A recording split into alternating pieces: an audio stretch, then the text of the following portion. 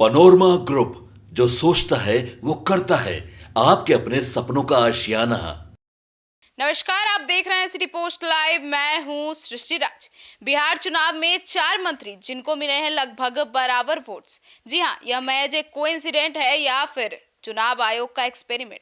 आइए जानते हैं विस्तार में। नीतिगत, राजनीतिक और चुनावी विश्लेषक के दृष्टिकोण से देखा जाए तो यह सवाल बेहद महत्वपूर्ण है कि क्या बिहार विधानसभा चुनाव में 4 मंत्रियों, जिनमें 2 डिप्टी सीएम और वरिष्ठ नेता नीरज कुमार सिंह एवं कृष्ण कुमार ऋषि शामिल हैं, को लगभग बराबर मत मिलना सिर्फ एक सहयोग है या फिर एक किसी राजनीतिक रणनीति का संकेत।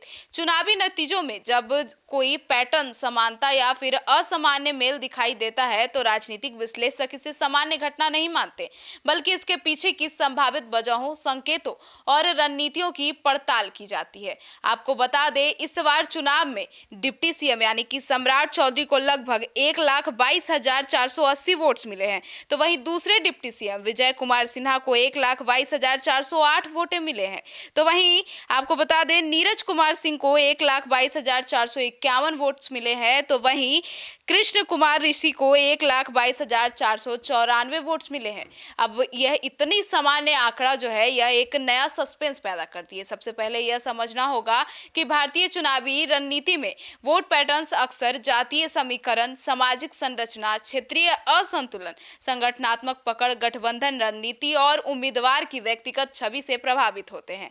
लेकिन जब सत्तारूढ़ गठबंधन के 4 प्रभावशाली नेताओं, जिनमें 2 डिप्टी सीएम शामिल हों, को लगभग समान वोट मिले, तो क्या यह पैटर्न केवल सामाजिक या जनसंभावनात्मक जुड़ाव का परिणाम कहलाना मुश्किल नहीं होगा?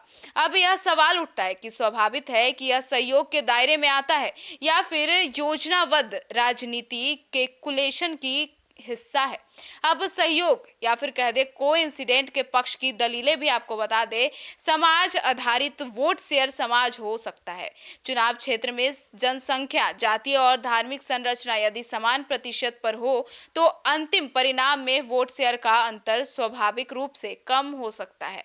सरकारी योजनाओं का सार्वभौमिक लाभ। जी हाँ, मंत्री पद पर रहने वाले नेताओं को आम तौर पर समान राजनीतिक समर्थन प्राप्त होता है, जिससे मतों का आंकड़ा करीब करीब एक जैसा परिणाम दर्शा सकता है।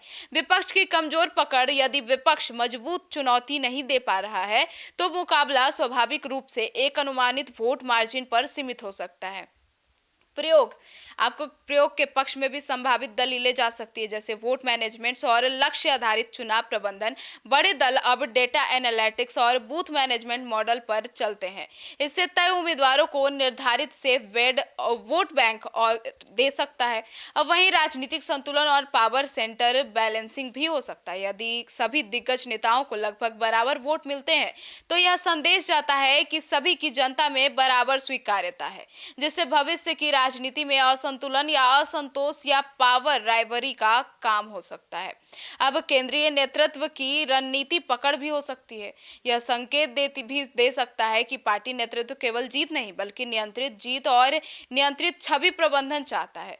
यानी कुल मिलाकर यह जो घटना हुई है, यह पूर्णतः सहयोग या पूर्णतः राजनीतिक प्रयोग कहलाना जल्दबाजी होगी। लेकिन यह स्पष्ट है कि आधुनिक राजनीतिक भावनात्मक और जातीय समीकरणों की बजाय अब तकनीकी विश्लेषणात्मक और माइक्रो मैनेजमेंट आधारित हो सकती है। ऐसे में बड़े नेताओं के वोट परिणाम समान आना केवल एक सहयोग घटना ना होकर राजनीतिक मैनेजमेंट, संगठनात्मक शक्ति और रणनीतिक सोच का प्रतिबिंब भी हो सकता है।